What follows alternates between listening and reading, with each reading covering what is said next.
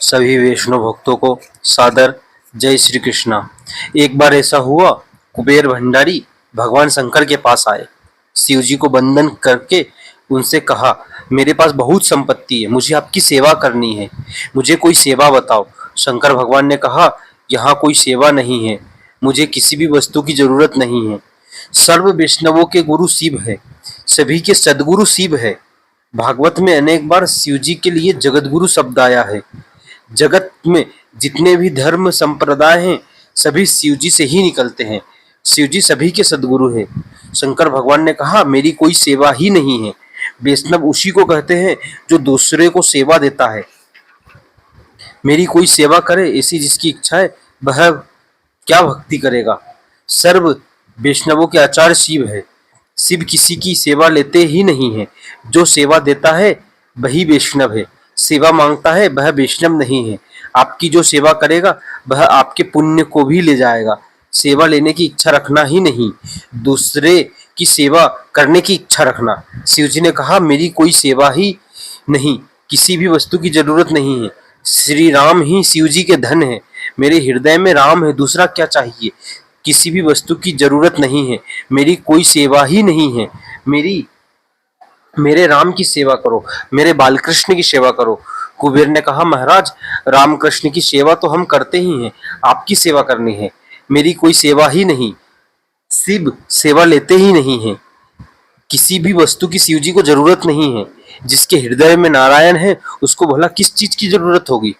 पार्वती माता का वंदन करके कुबेर प्रार्थना करता है, माँ, सेवा करने की मेरी बहुत इच्छा है।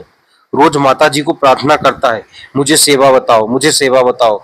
बहुत दिनों से पीछे पड़ा था। एक दिन माता पार्वती को दया आ गई।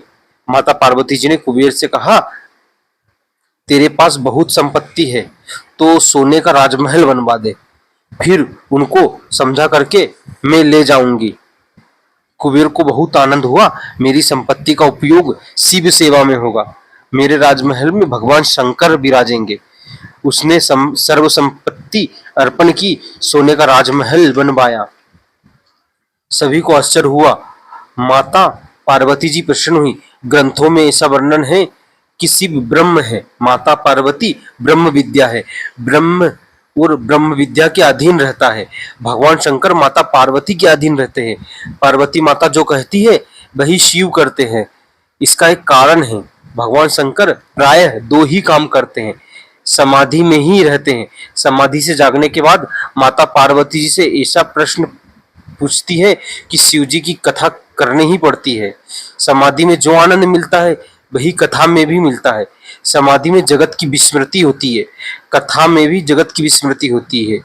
राम कथा, कृष्ण कथा भगवान शंकर माता पार्वती को सुनाते हैं। समाधि में जो आनंद मिलता है वही आनंद समाधि से जागने के बाद पार्वती माँ शिव जी को देती है। इसलिए भगवान शंकर को पार्वती जी अतिशय प्रिय है। माता पार्वती जी जो कहती है वही शिव जी करते हैं। माता पार्वती जी ने शिव जी से कहा, आप स्वयं आनंद स्वरूप हो, आपको इस शमशान में भी आनंद है, पेड़ की छाया में भी आनंद ही आनंद है, तो क्या राजमहल में भी आनंद नहीं है। आप स्वयं आनंद स्वरूप हैं। उसने बहुत परिश्रम किया है। कुबेर की बहुत भावना है कि महीना 2 महीना आप राजमहल में रहो तो क्या हर्ज है। माता पार्वती जी ने बहुत आग्रह किया कि कुबेर ने सोने का राजमहल बनवाया है, वहां रहो। शंकर भगवान ने कहा, राजमहल तो उसने अच्छा बनवाया है, किंतु अभी उसने वास्तु पूजा नहीं की है। वास्तु पूजा किए बिना मैं वहां कैसे रहूंगा। बात हो रही थी, उसी समय रावण शंकर भगवान की पूजा करने के लिए वहां आया। रावण ब्राह्मण है, शिव जी की पूजा करने के लिए आया है। शंकर भगवान ने पूछा कि तू कुछ वेद पढ़ा है। रावण को वेद का ज्ञान था। रावण ने कहा, मैं वेद पढ़ा हूं। शिव जी ने कहा, वास्तु पूजा करवानी। रावण बोला, मैं करवाऊंगा। शंकर भगवान हो गए यजमान और रावण हो गया पुरोहित। वास्तु पूजा करवाई है। रावण बड़ा लोभी था। सोने का बंगला राजमहल देखा तो रावण की नीयत बहुत बिगड़ गई।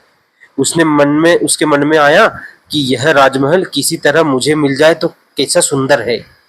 वास्तु पूजा हो गई। शिव जी ने रावण से कहा, पुरोहित जी, उचित हो सो दक्षिणा मांग ले। रावण ने कहा, महाराज, मैं जो मांगू सो आप देंगे। शंकर भगवान ने कहा, मेरा नियम है कि मैं कभी ना कहता ही नहीं, जो मांगे सो दे देता हूँ। मांगना मरने के जैसा है। मांगने वाले को एकदम ना कहना भी अच्छा नहीं है। शिव किसी को ना कहते ही नहीं, मांगे सो दे देते हैं। रावण ने कहा, महाराज, यह सोने का राजमहल जो आपने आपके लिए बनवाया है, वास्तु पूजा भी हो गई, ये दक्षिणा में यही मुझे दे दो। शिव जी ने स्मिता हास्य किया और पार्वती जी के सामने देखा है। पार्वती जी से कहा, ब्राह्मण का बालक है, मांगता है, हम लोग राजमहल में रहे न रहे क्या फर्क पड़ता है। कोई गरीब राजमहल में सुख से रहता हो, उसको देख करके हम भी सुखी हो जाएंगे। वह मांग रहा है तो उसको दे देंगे। पार्वती जी को ठीक नहीं लगा। मेरे पतिदेव अति सरल है, भोले हैं। रावण को सोने की लंका दे दी। भगवान ने शंकर के समान कोई दयालु नहीं है, कोई उदार हुआ ही नहीं, और रावण के समान कोई दुष्ट भी नहीं हुआ है। सोने की लंका मिलने के बाद रावण की नीयत बिगड़ गई। यह तो बड़े भोले हैं, सरल है, जो मांगो सो दे देते हैं। रावण ने कहा, महाराज, मुझे सोने की लंका तो आपने दे दी, दूसरा कुछ मांगो सो देंगे आप। शिव जी ने कहा, मैं किसी को ना कहता ही नहीं, तेरी जो इच्छा हो सो मांग ले। रावण ने कहा, महाराज, ये पार्वती जी बहुत सुंदर है, मुझे यह पार्वती दे दो।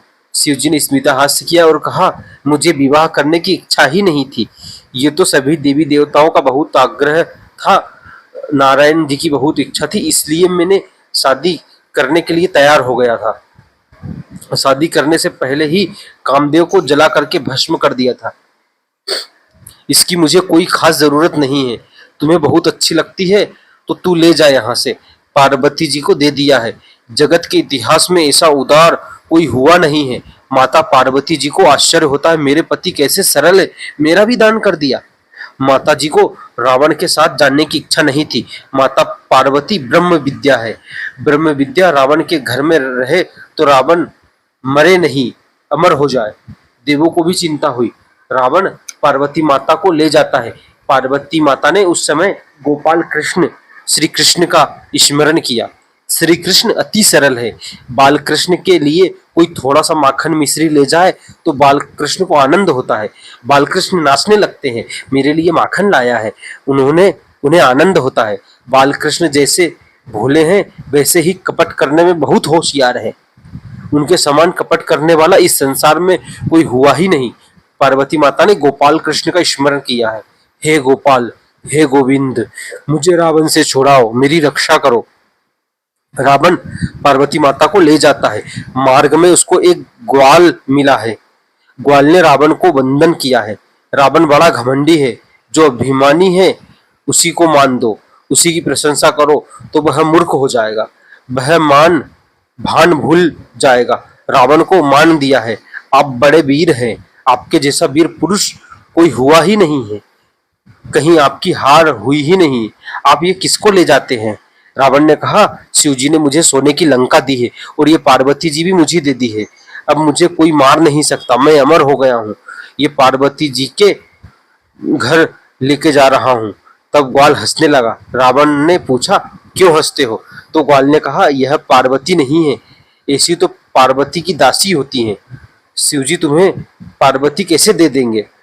पार्वती की दासी देखकर आपको बहला दिया है, ये तो पार्वती की दासी है।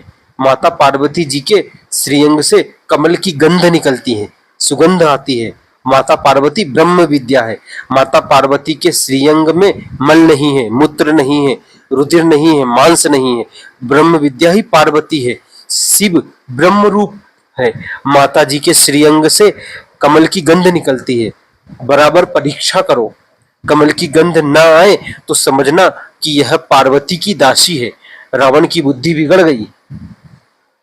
भगवान श्री कृष्ण ने उसकी बुद्धि बिगाड़ दी। रावण ने कहा कि कमल की गंध तो नहीं आ रही है। ग्वाल ने कहा, तब तो यह पार्वती की दासी ही है। माता जी को रावण के साथ जाने की इच्छा नहीं थी। माता पार्वती जी ने श्रीअंग से दुर्गंध प्रकट की है। रावण ने कहा कि सुवास तो नहीं आता, दुर्गंध आती है। ग्वाल वेशधारी बालकृष्ण ने कहा, छोड़ दो इसको, ये तो पार्वती की दासी है, दासी तुम्हें दे दी है। पार्वती कैसे तुम्हें दे देंगे? मैंने तो सुना है कि पार्वती माता को शंकर जी ने पाताल में रख दिया है, ये तो पार्वती जी की दासी दे करके तुम्हें समझा दिया है, तू इसे छोड़ दे। रावण मूर्ख बन गया, माताजी को छोड़ करके चला गया। दक्षिण भारत की यात्रा जिन वैष्णवों ने की है उनको खबर है, दक्षिण भारत में गोकर्ण महाबलेश्वर है, भगवान शंकर का वह आत्म स्वरूप है। दूसरे अन्य जो शिवलिंग है ज्योति स्वरूप है। भागवत के 10वें स्कंद के उत्तरार्ध में वर्णन है कि बलराम जी महाराज तीर्थ यात्रा करने गए थे, तब दक्षिण भारत में गोकर्ण महाबलेश्वर दर्शन करने के लिए भी गए थे। ऐसा भागवत में लिखा है। गोकर्ण महाबलेश्वर से 3-4 मील दूर देवपायनी जगदम्बा पार्वती माता का मंदिर है। ऐसा वर्णन मिलता है कि इसी स्थान पर श्री कृष्ण ने रावण को धोखा दिया है, रावण का बुद्धि विभेद किया है। रावण माता जी को छोड़ करके चला गया, तब भगवान श्री कृष्ण ने अपने हाथ से यहाँ माता जी की स्थापना की है और सुंदर मंदिर बना है, माता जी की पूजा की है। माता जी ने बहुत आशीर्वाद दिया है। शिव समान कोई उदार नहीं हुआ है, शिव समान कोई उदार होगा भी नहीं। दक्ष प्रजापति शिवदत्त को जानता नहीं है, भगवान शंकर के लिए खराब शब्द बोलता, निंदा करता है। शिव जी उसमें कुभाव नहीं रखते हैं, वह शिव जी में कुभाव रखता है। इससे भगवान शिव उदार है। जय श्री कृष्णा।